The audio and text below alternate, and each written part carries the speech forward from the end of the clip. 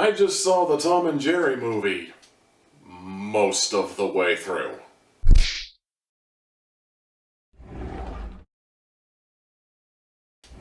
Tom and Jerry are cultural icons here in the States and possibly elsewhere. I don't know how far their influence reaches, but I do know that Tom and Jerry are one of the cartoon legends. They're right up there with the Looney Tunes, they're up there with Mickey Mouse, up there with Droopy Dog, and maybe Felix the Cat, depending on what camp you belong to, but all the same, people know who Tom and Jerry are. They've been around since at least the 1930s, and their cartoons continue to live on today, even in these trying times where everything is a lot more politically correct and that mean-spirited sadist humor really doesn't work today. They have tried reinventing Tom and Jerry over the decades. They've tried a mystery-solving cartoon akin to the likes of, like, Scooby-Doo, I remember hearing back in the 70s. I never saw it, but a lot of the people I've seen on YouTube talk about it generally have nothing favorable to say about it. They did the Tom and Jerry Kids at one point when I was a kid, and I haven't seen it since it aired on television, but I distinctly remember it not being especially good. I haven't seen them, but I remember hearing they inserted Tom and Jerry into The Wizard of Oz, and they inserted Tom and Jerry into Willy Wonka and the Chocolate Factory, and that totally seemed necessary. The 2010 strike again. Basically what I'm saying is the last few decades have not been especially kind to Tom and Jerry, and I'm genuinely amazed we even dug up this franchise considering how we've pretty much already run it into the ground to the point where not even a jackhammer can peel off the rock. But somebody in Hollywood apparently decided we needed a Tom and Jerry movie in 2021, and that's what we ended up getting, and I'll be the first to admit I wasn't expecting it to be good. In fact, I was honestly expecting it to be terrible.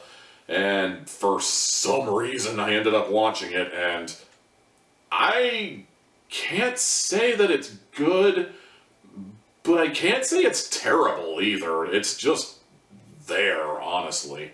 The whole premise of the Tom and Jerry movie is that Jerry ends up moving into a hotel, and the real main character of the movie, some random live-action lady that you're never gonna remember the name of, finds Tom and ends up throwing him in the hotel and basically says, "Go get him!" and shenanigans ensue on that front. Honestly, one of my immediate thoughts while watching this movie was, did Tom and Jerry really need to be in this movie, like, at all? Like, this could have literally been like a wedding planner movie. Could have been some sort of like rom-com kind of movie, and it probably would have flopped, but, you know, it would have been a little more natural. Instead, what we ended up getting is this live-action animation hybrid that's trying to be Who Framed Roger Rabbit, but honestly looks a lot more like Out of Jimmy's Head, in my opinion.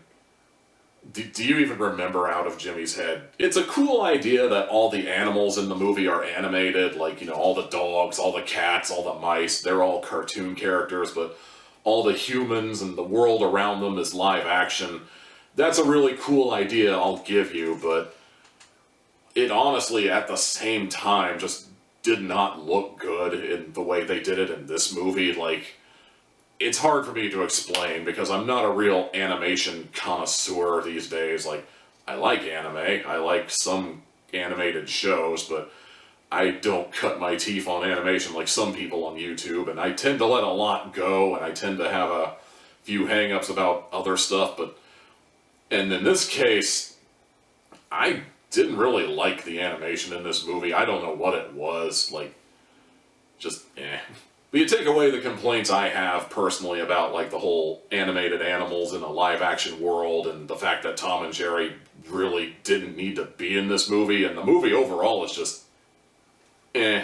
It probably says a lot about me when I say this out loud, but the one memorable shot the entire time was an extreme close-up that was supposed to showcase Jerry's, like, little mouse hole that he made and that he's living in, and that particular shot had me thinking, oh yeah, this is gonna end up on WikiFeet by the end of the day. Don't judge me! This doesn't even seem like the kind of movie you'd see in a theater, you know? This seems like the kind of movie that would be playing on Cartoon Network during the day.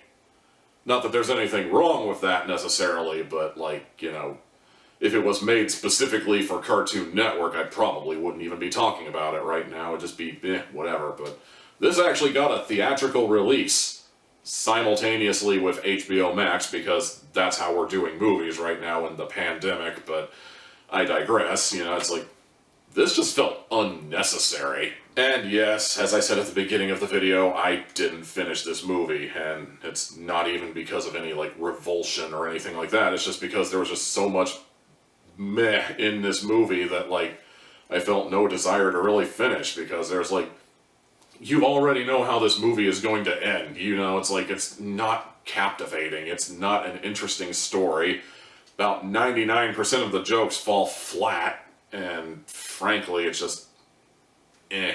But this is coming from a guy who's 35 and teaching himself Ruby for fun, so who knows, you know, maybe your kid will get more out of it. For me personally, though, 2 hats out of 4. And that's going to conclude this edition of movies I saw recently.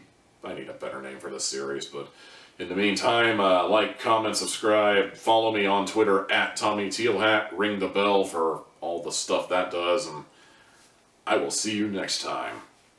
Maybe I'll actually finish the movie next time. Super professional.